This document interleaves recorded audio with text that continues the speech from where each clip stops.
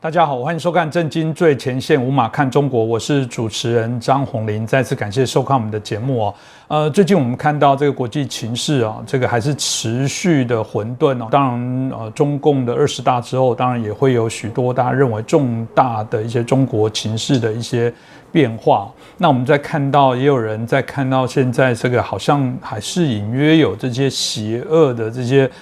同盟国正在做一些结盟的趋势哦。我们看到在之前这个我们台湾国安局的局长陈明通，当然这个资料到泰国被外泄，那后来接着在新加坡香格里拉饭店里面，我们看到这个有6国的这些相关的这些首长进到这边开会的资料也不断的泄露，让大家觉得彼此之间国家之间的这些信任度大家都开始尔虞我诈了起来。那这部分所谓的这些许多的这些对于民主侵害的国家的结盟，我们最近从北韩更是可以明确的看得出来，北韩在最近不断的试射飞弹哦。那特别在10月的时候，他们有一个飞弹是飞越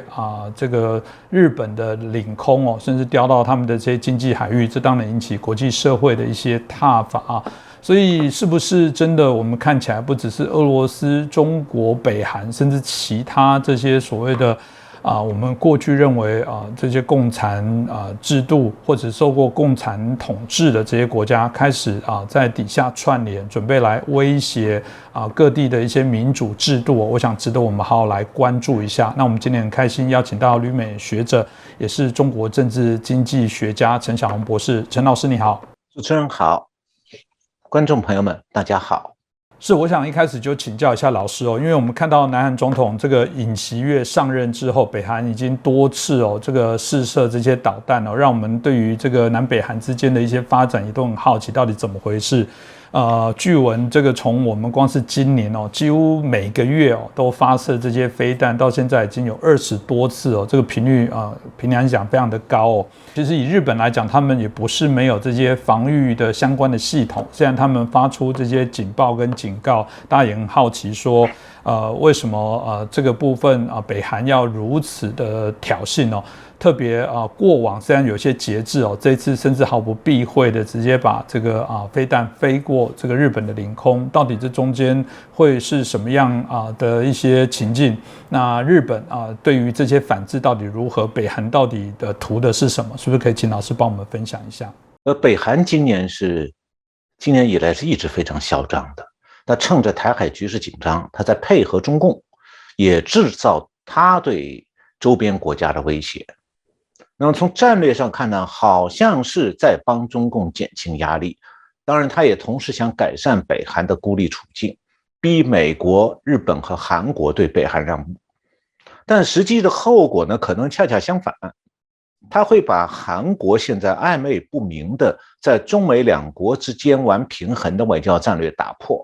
反而造成中共面对美国、台湾、日本、韩国更加靠近的这样一个局面，对中共来讲会反而更被动。那么下面我先介绍一下最近北韩发射飞弹情况。那么我们了解了当中的具体的情形，我们就可以知道说北韩的飞弹到底在威胁谁，那么被威胁的国家哪一个的反应最强烈。那北韩是9月25号从他这个平安北道发射了一枚短距离的弹道飞弹，那9月28号从北朝鲜那个首都平壤附近一个顺安机场又发射了2枚，然后9月29号从平安南道再发射2枚，10月1号从平壤的那个顺安机场又发射2枚，这些飞弹都是打到日本海的，就是北韩的东面。那么10月4号早上7点多，北韩从靠近中国吉林省的边境地区向东这个方向发射了一枚中程弹道飞弹，这个飞弹的射程是4500多公里，最大的飞行高度是1000公里。那然后越过了日本北海道和这个本州东北地区的那个青森县上空，最后是落入太平洋。那么日本当时通过这个全国瞬时警报系统监视到这枚飞弹的轨迹，当时是呼吁了北海道和这个青森地区的居民要避难。那么日本的首相岸田文雄已经强烈谴责北韩的军事威胁，但是日本的反应还是比较冷静的，因为过去多年里啊，北韩用同样手法多次威胁过日本，这一次是第7次。那么上一次是2017年的9月。但是我现在讲到北韩发射飞弹，这事情没有完哦。10月6号早上6点钟，北韩再次从平壤朝东方的日本海，那么日本海在韩国把它叫做东海，朝日本海又发射2枚短程弹道飞弹。那第一枚弹道飞弹的飞行距离是350公里，飞行高度是80公里；第2枚飞行距离是800公里。然后最新的就是10月9号，北韩又在凌晨1点钟向日本海发射2枚短程飞弹，射程还是350公里。那么虽然北韩的短程飞弹还有中程飞弹都朝东面发射，好像是和南韩没有关系，因为韩国在北韩的南边，不是东边，东边是日本海。但是呢，现在位于北韩南边的这个南韩非常警惕，原因是在于说，这种短程飞弹啊，对日本的威胁并不大，但是对韩国的威胁非常大。你不要看说北韩的飞弹是朝东边的日本海打的，其实啊，它只要发射的时候稍微调整一下短程飞弹的目标方位和飞行轨迹，这些短程飞弹就可以打到韩国的任何地方。所以韩国把这些朝东试射的飞弹都看作是对自己的直接威胁。那韩国的媒体是这样来分析北韩这个短程飞弹的威胁的。韩国的朝鲜日报10月6号有一篇报道说，那门射程350公里的飞弹，只要转一个90度角的目标方位，把目标方位转90度，就可以打到韩国首都首尔，还有它和光州之间的一个韩国陆军总部。那个陆军总部的所在地叫基隆台。所以呢，韩国日报报道这件事情的标题就是朝鲜的目标是基隆台还是美国航母。那关于美国航母我后边再讲哈。那为什么韩国对北韩这个短程飞弹威胁那么紧张呢？因为北韩在发射短程飞弹威胁韩国的同时啊，他还宣布说他最近要准备进行第7次核试验。那这次核试验是为了用战术核武器的。那战术核武器是用在地面战场的，也是用短程飞弹发射。也就是说，北韩的战术核武器试验如果试过了以后，他只需要把战术核武器的核弹头装在同样的短程飞弹上头，用最近打到日本海的同一种飞弹，就可以对南韩实行核轰炸。这就是为什么韩国非常紧张的原因，因为韩国发现说北韩正在威胁韩国的国家安全。所以从这次北韩飞弹发射的后果来看的话，反应比较强烈的倒不是日本，而是韩国。那北韩为什么要威胁韩国的国家安全？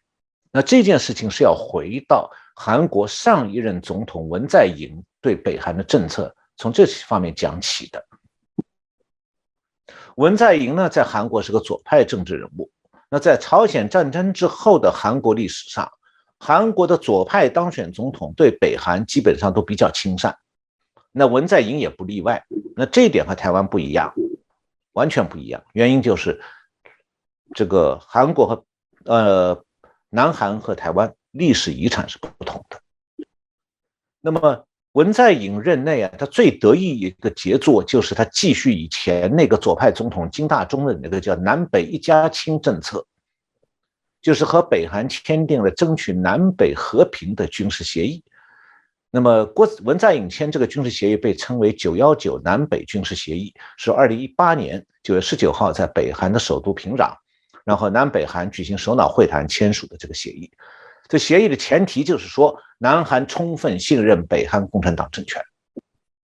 那这个协议的内容包括，就是说要在南北韩边界的非武装地带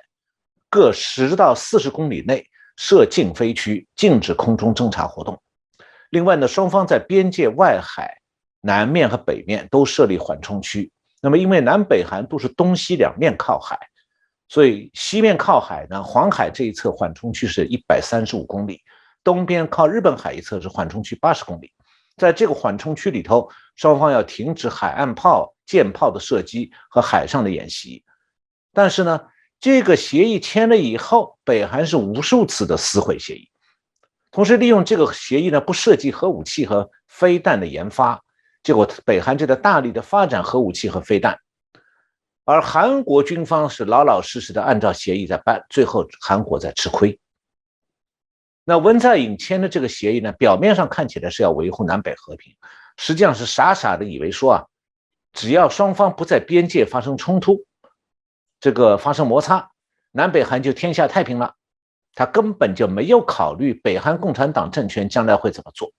所以这个协议中完全没有提北韩的核武器使用，还有北韩的飞弹威胁这些最严重的问题。那北韩是很清楚知道的，现在已经进入飞弹时代了，那大炮的威胁远远没有飞弹威胁来的重要，所以北韩当时很开心的签了这个协议，然后他抓住这个协议当中的漏洞，可以威胁南韩的那些这个核武器飞弹这些手段，开始提升他威胁南韩的军事能力。那么韩国是怎么应对呢？韩国军方按照这个亲共总统的要求，大幅度减少本来韩国就已经有的可以那种这个侦察机的这个空中监视能力，因为韩国的侦察机本来对北韩的核设施还有飞弹发射阵地它的侦察机的监视研判能力是占绝对优势的。那结果南韩把这个优势给放弃了，按照协议，那么很乖乖的遵守协议，而且韩国连无人机实施侦察它也取消了。另外就是韩国还很搞笑，他把他驻在外岛的火炮部队，还有一种 K9 自行火炮，虽然火炮是驻在外岛，但是火炮射击训练需要用船把火炮运到陆地上大陆上去，到南韩的本土上去射击，以免在外岛射击训练惹怒了北韩。那么现在这些看得很清楚了，一个亲共总统领导下韩国的国防能力在相对的下降，那国家安全就很受到北韩越来越大的威胁。我们都知道共产党政权的一贯行为是说欺软怕硬，你对他声弹越低，他越生气，越发的予取予求，不断的施压，一直最后逼你跪下缴械。那你要是对他义正辞严，严阵以待，虽然他会恼羞成怒，但他也不会傻傻的自取灭亡的，反而他是会要慎重考虑说不要轻举妄动。所以凡是亲共的政权，最后是一定会被共产党政权利用欺负的。那这些共产党政权利用的时候呢，他对你是满脸笑容，但与此同时他在磨刀霍霍，准备灭掉你。这一点我们想台湾已经深有体会了。再讲到国民党以前的体会，就美国在抗战胜利以后，国共内战的前夕就上过中共的当，当时中共是让毛泽东到重庆去和蒋介石谈判，然后在中共的报纸上连篇累牍的大讲美国的民主如何好，把美国的外交官和军方的高级将领都骗了。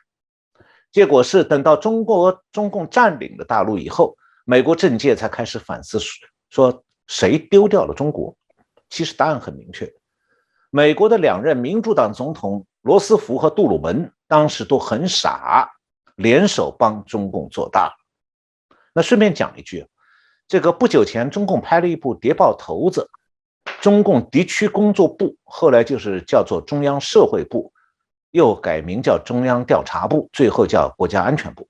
这个部门的负责人叫李克农，拍了一部这个电视剧，就讲这个谍报头子李克农的故事，剧名就叫李克农。那其中就讲到中共对国民党政府和军界如何渗透策反的。那国民政府在大陆的失败，李克农发挥了极大的作用，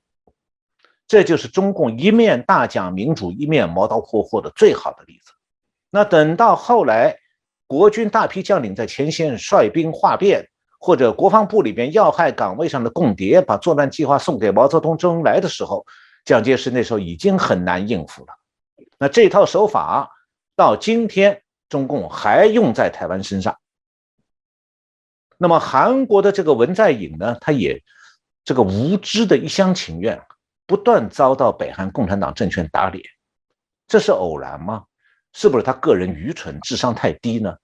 但问题在于说，韩国确实有一批傻傻的左派选民就要投票支持这个亲共总统。那本来共产党政权就不可信任的，那北韩共产党政权和中共政权是一样的。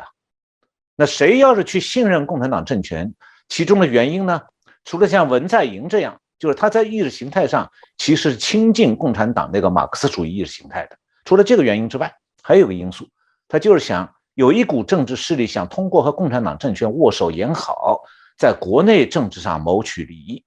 那么这个时候能不能看清这种局势，就要对选民考验。韩国的政党轮替是不断发生的，但是呢，选民在改选另外一个政党的时候，他们有没有说考虑自己过去看错了亲共政党的错误，因此有所反省呢？看来未必啊。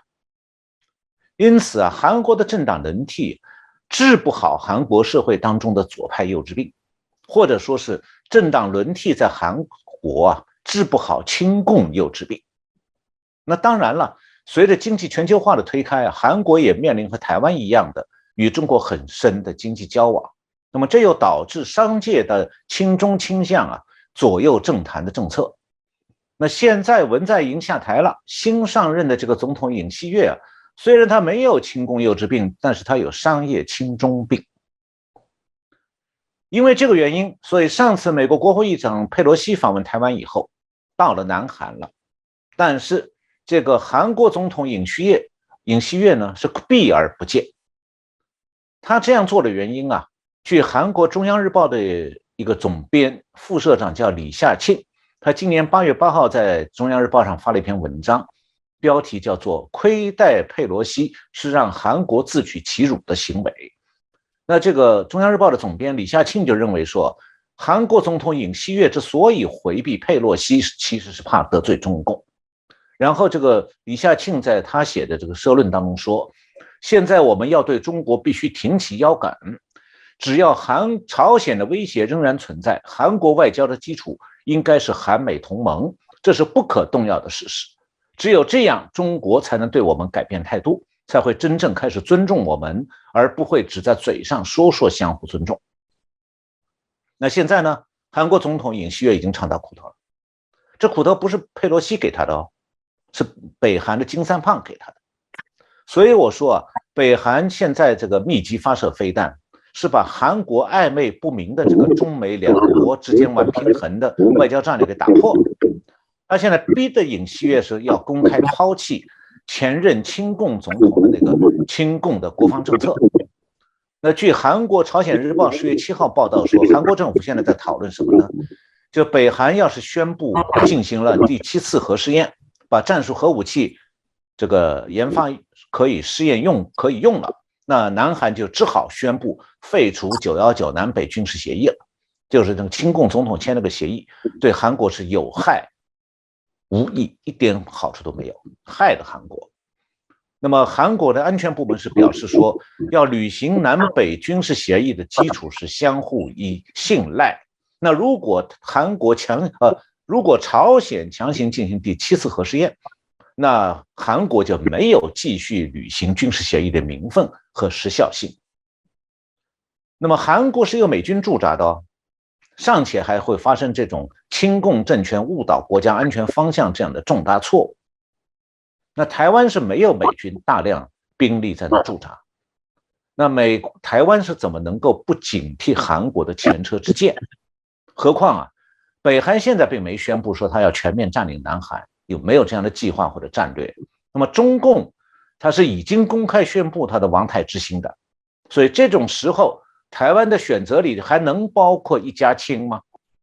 我们从南韩的南北一家亲里看到了教训。是老师讲的非常的清楚哦。这过去尤其是我们现在在谈到许多对有中国还抱有一些幻想，认为中共这个基本上对于台湾还是视同是所谓的同胞，两岸一家亲的部分哦。老师前面已经讲得很直白了，这个任何相信中共的最终都会被利用、被欺骗哦。历史上就是如此哦。当然回到日本哦，这一次北韩所发射的这个火星12号中长程的弹道飞弹哦，那翻越日本的上空，当然也造成日本包含某些地区的这些列车啊，甚至停驶啊，发动这些警报啊。当然国际社会不断的挞伐跟谴责啊。那有人也说，其实以日本来说，他们应该也有足够的一些防卫的一些能力哦。那大家也很好奇说，日本在这一次所面对北韩飞越上空这个飞弹的这些挑衅哦，他们到底是什么样的一些回应的状况？到底是抱有怎样的一些态度哦？是不是也请老师可以继续帮我们分析？日本的国防实力到底怎么样啊？我看美国之音今年6月20号有篇报道。他说，日本的现役军人不过24万人，好像跟台湾差不多呀。然后呢，在环球火力的排名当中，日本是名列第17。但是，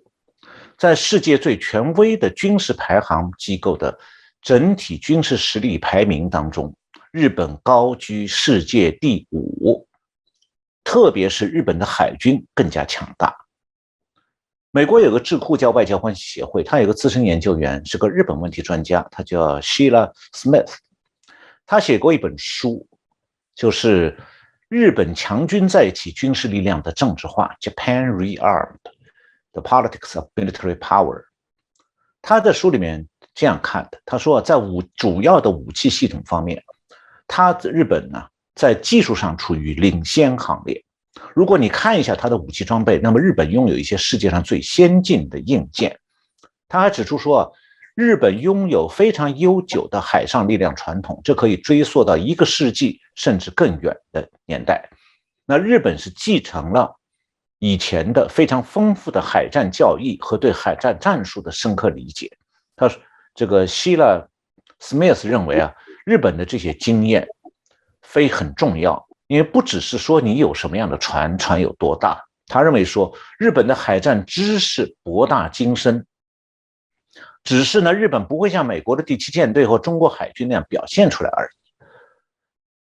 这位作者透露美国的海军就非常敬佩日本的海军能力。那么美国海军认为就日本的海军的专业精神和知识而言，日本的海军堪称世界上最好的海军之一。那么他的看法是说，古今中外以弱胜强，以少胜多的战力不胜枚举。他说，看看乌克兰战争，大家都以为说俄罗斯有一支非常先进的现代化军队，但他战场上和乌克兰之间较量的时候呢，俄罗斯表现看起来不怎么样。所以这位日本军事专家强调说，很难讲日本的军事实力是世界第4还是第5，或者给他一个什么数字。他说，人们是可以用一个数字来说明军费规模，用它来排什么军事实力的高低。他说，其实军事实力的高低，只有在战场斗打响了以后才能真正见分晓。那么就军事实力而言，并没有真正的排名。我的理解是，他讲的其实是说，中共好像海军的吨位很多，军舰很大，但是你要论海战经验，中共的经验基本上大舰的海战经验是0。所以这种时候，吨位和作战经验相比，哪一个重要？当然是作战经验。那么至于日本对这个中程飞弹的防御能力呢，目前当然是日本的军事机密了。但是既然北韩已经多次了，我讲到过是7次发射飞弹从日本上空飞过，所以日本我相信它早就发展了防御系统，只是日本不会向外界详细说明而已。那么为什么这7次北韩飞弹威胁日本领土，日本都没有击落这些飞弹？关键是在于说，日本只会击落真正对日本国土构成威胁的飞弹，但没有必要去击落在高空路过的飞弹。这句话我想强调的是高空路过，不是说每颗飞过日本的飞弹都要击落。你像这次北韩发射的飞弹，日本当然很容易侦察到。那飞弹它发射有的轨迹它朝着目标区飞过去的时候，它是呈一个抛物线，跟炮弹似的。那么这一枚飞越日本的飞弹呢，它射程是4500公里，在空中一共飞行20分钟。那么它经过日本北海道和东北地区的上空以后，就日本的本州的东北地区上空以后呢，落在日本东面3000多公里的中太平洋。那按照它的射程轨迹还有日本的地理位置来估计的话，就是说这枚飞弹飞过日本上空的时候啊，就是它从北韩发射了以后，这个飞弹正在往高空飞，往上飞，它才走完了它整个射程的1/3。那如果把这个轨迹画在一个3维空间图上的话，它抛物线的那个最高点是发射以后飞了2000公里的时候，那才到了最高点。而经过日本的上空的时候，这个飞弹才飞了1000多公里，正处在这个，如果这抛物线是这样来看的话，左半段这个抛物线，当时飞弹经过日本的时候是在这个左半段中间这个位置。那么在这个左半段的轨迹的阶段呢，飞弹呢是在继续爬升，朝轨迹的最高点飞过去的。所以啊，飞弹经过日本上空的时候，实际上不是朝下打，是朝上飞。也就是说，你从平面地图上看，飞弹正在穿过日本，但是你要从飞弹在空中距离地面这个垂直距离来看的话，飞弹的位置飞过离日本的时候，它的实际位置是离日本越来越高，起码离地面几百公里。当然，它对日本就不会构成实质性威胁了。那只要这样的飞弹是一种虚张声势的恫吓的话，它不构成对地面的实质性威胁，那让它走过去是最佳的选择。否则的话，你如果把它在高空路过的时候把它拦截击落，反而会有残骸会掉到日本自己的地面上。这就是为什么日本没去打算击落这个飞弹，原因就在这里。换句话讲，就是你不去打它，它不会掉下来。你去打了它，它反而掉在你领土上，造成破坏了。本来它是往上走，越走越高，离日本越来越远了，不是越来越近。那么，因为是日本军方从这枚飞弹发射之后的轨迹就可以判断说，飞弹距离日本的距离始终是在几百到上千公里，然后它落点呢离日本有3000公里之遥，所以实际上啊，日本也是有能力击落这个北韩的飞弹，但是它没有用。就是日本有2种飞弹可以，一个是在军舰上发射的，这个对高空实施拦截，叫做标准3型飞弹；另外一种是在飞弹飞向目标的最后阶段拦截的，就在这个飞弹的抛物性曲线的最后阶段拦截，那种是爱国者3型的这个增程飞弹。但是日本有这种飞弹，他认为没有必要用。是，谢谢老师的分析哦。特别在贺锦丽到这个韩国的时候，到南韩，我们看到他前后都发射了这些飞弹，所以北韩当然号称他们现在已经有能力直接甚至来威胁美国在太平洋上面的这些领土哦。但真的如此吗？美国似乎也不认为说北韩还具有这些能力。那如果是这样子，为什么北韩还是不断的在试射飞弹在制造飞弹，在研发飞弹，宁可让他的人民饿死，他还是要做飞弹的一些发展？老师是不是给我们说明一下，为什么北韩会朝向这样的一个战略的方向在进行呢？首先我想解释一下，就是北韩这次发射的这个，刚才我们讲到从日本上空飞过这个中程飞弹，它对美国有没有威胁？有的，它对美军有威胁的。因为从飞弹的射程来看，它确实可以威胁到美国的关岛基地，就在台湾东南方，美军的关岛基地。因为从平壤，就北韩的首都，这个北韩发射飞弹的位置是在平壤的西北面，靠近中共边境。那从平壤打到关岛，这个距离是3400公里。那这个飞弹的实际射程已经显示出来是4500公里。换句话讲，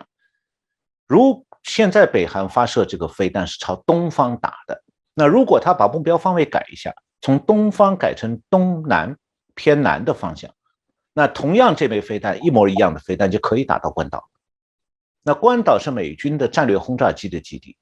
不管是朝鲜半岛发生紧急情况，还是台海发生紧急情况，美军轰炸机是需要从关岛随时出动的。那么关岛是固定的地面目标的，它和航母还不一样，航母是移动目标。那北韩的飞弹去攻击美军的固定的地面目标呢？技术上它现在已经可以做到了。那但是美军是不是感到威胁非常大呢？好像看起来不见得。我想用个比喻来说啊，就好比讲你家隔壁有个10岁的小孩，整天拿把菜刀说他要砍你。当然了，真的小孩没有那么坏的啦，我这只是举个比喻啊。那如果有遇到这样一个邻居小孩，你作为大人会害怕吗？当然不会真害怕嘛，那更不会跑去报警啊，因为小孩毕竟没办法真的打过大人的。那北韩就是这样的一个坏小孩。说他是小孩，主要是说北韩的军事实力其实很弱，虽然他有若干中程飞弹，就好像小孩手里把菜刀，但是呢，他整体的力量还是很弱的。所以美军知道北韩只是在挑衅，而不会真的找死，真的去打美国的关岛，然后把美军招过来揍自己，那一揍就死嘛。其实呢，北韩这次不光是发射那个中程飞弹，他还发了很多短程飞弹。我们前面提到过，这个10月9号凌晨，他又对日本海发了2枚中程飞弹，短程飞弹。那这个短程飞弹呢，发了多次了，它其实有一个目标，就是对着美国的航母舰队。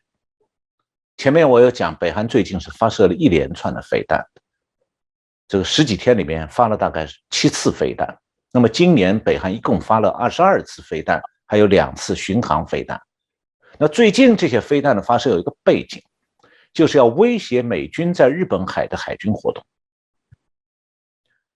今年9月呢，美军的航母舰队在朝鲜半岛东部这个日本海海域和韩国海军举行了韩美联合演习。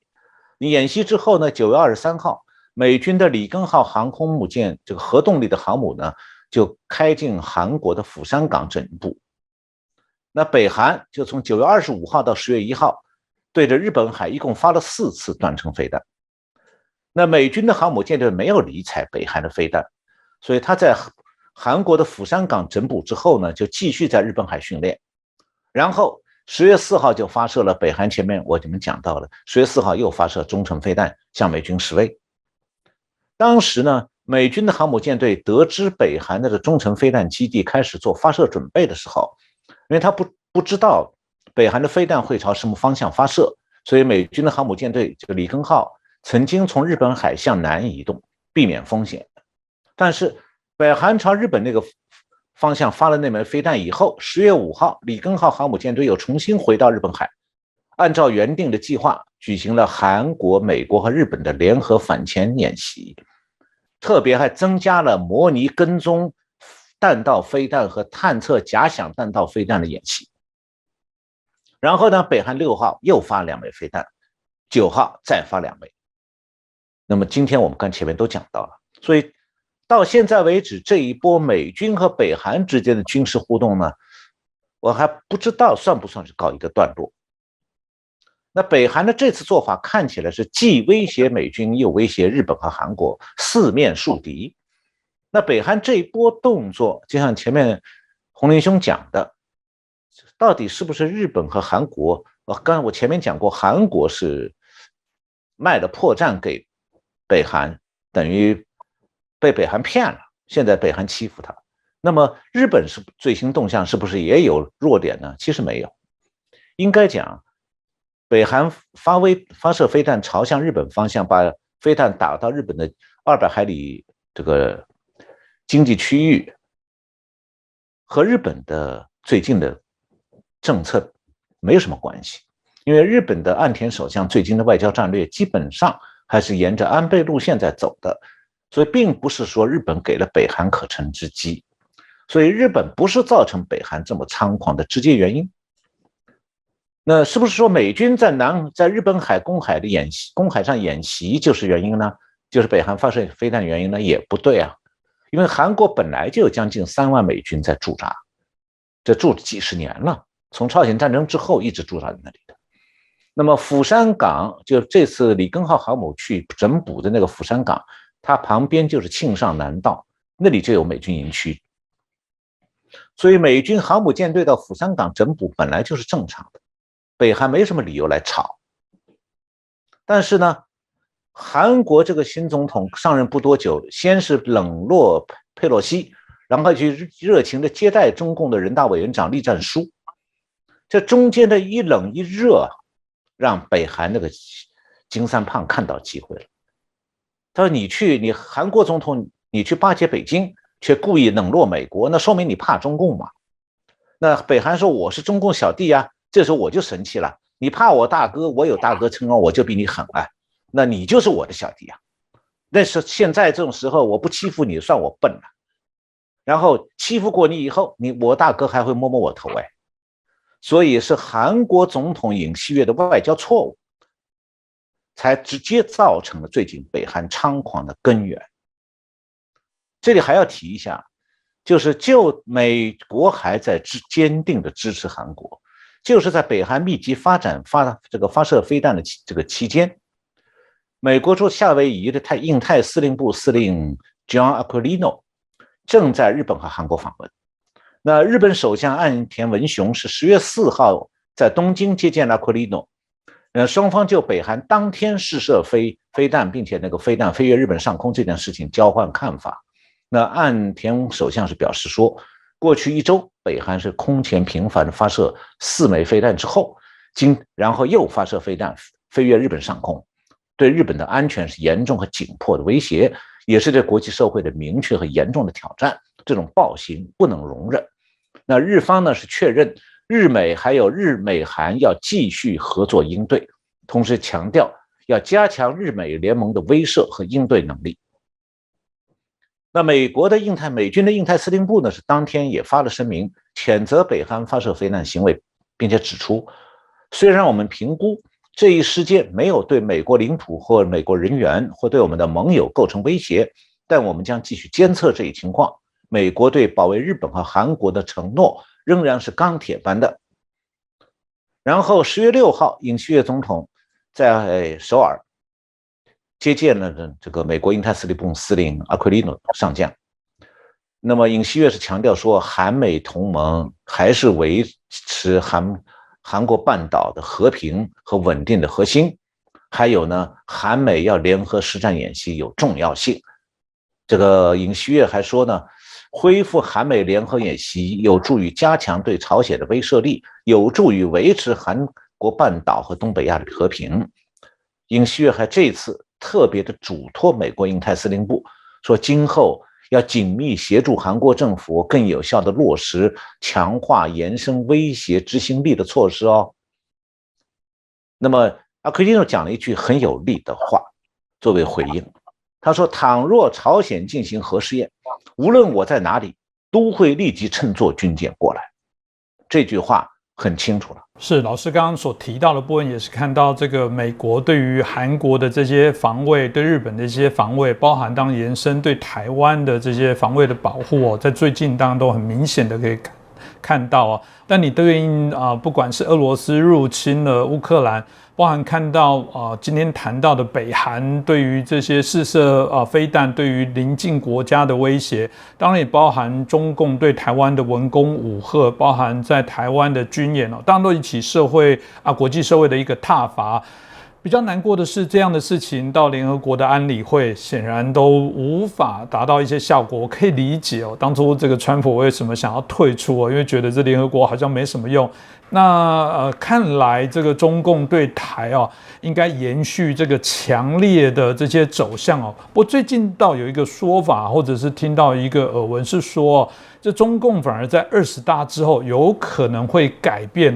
针对过去的这些所谓的对台湾的这些所谓物品的这些所谓的禁止的部分有可能会大发利市重新提供非常多的各项优惠的一些政策。大家就很好奇说，真的吗？如果是这样子的话，到底中共葫芦里卖什么药？是不是请老师可以帮我们分析一下？那我先讲这个葫芦里的药这个我听了以后，我觉得和过去什么中国进口凤梨没有什么不同不就给一块糖吗？这块糖